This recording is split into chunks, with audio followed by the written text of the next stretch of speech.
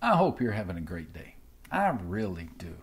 If not, I'm hoping something is said over the next 7 minutes that helps you and me to remember how happiness happens. How happiness happens. Now, if you don't want to hang around and talk about happiness, there's probably something wrong with you. Just kidding, just kidding. If you don't want to stay around, you let us know how to pray for you before you slip out. But if you have 7 or 8 minutes to discuss how happiness happens, what the Bible says about finding a lasting joy, then stick around.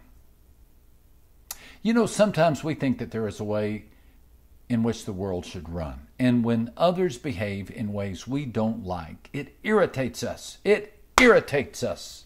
Well, we call that a pet peeve, not a hostile rivalry or violation, just a pet peeve, a pet, small, personal, individual, a peeve, a quirk, peculiarity, an oddity. He picks his teeth in public. She chews with her mouth open. He cuts off people in conversation. She rubs you the wrong way. Irritating, aggravating, exasperating, frustrating, infuriating pet peeves.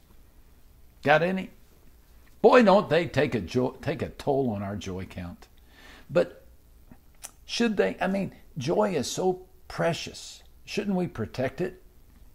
That's why Paul tells us in Ephesians 4:2, be patient, bearing with one another in love.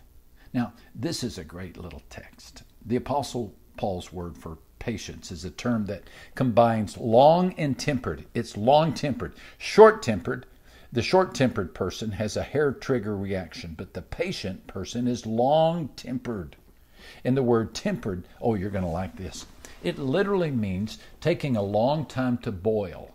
In other words, not quickly overheated, not on the edge.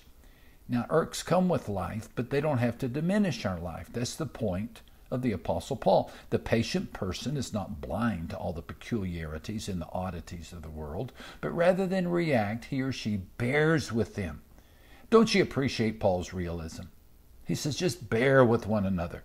Now, there's times we enjoy one another. We delight in one another. We even relish one another. And yet there are some occasions when it just takes a Herculean act of forbearance just to put up with one another.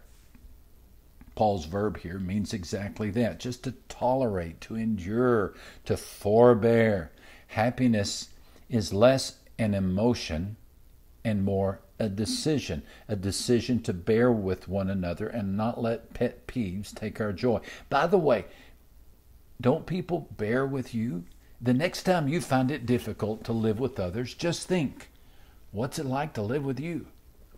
Or to use the lingo of Jesus, don't obsess about the speck of dust in another person's eye while ignoring the beam in your own eye. You know that text, don't you, from the Sermon on the Mount, Matthew chapter 7. Anyone who ever says that Jesus didn't crack a joke has never read this text from the Sermon on the Mount. My Bible is open to Matthew 7.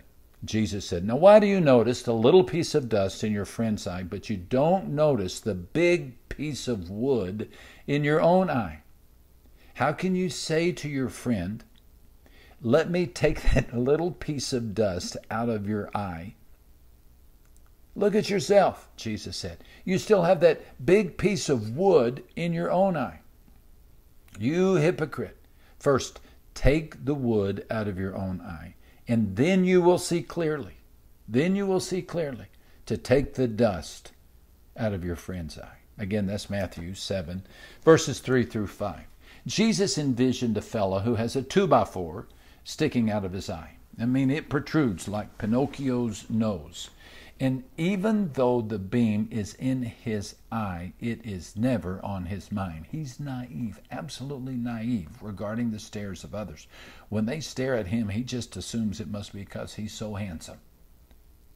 He doesn't see the log in his own eye, but he cannot help but notice a man who stands across the street dabbing his eye with a tissue. With great aplomb, the fellow with the extended redwood looks first to the right and then to the left, and he's causing people in both directions to scatter. And then he marches across the avenue, and he declares, loud enough for everybody to hear, "You ought to be more careful. Don't you know that if you get something in your eye, it can be harmful?"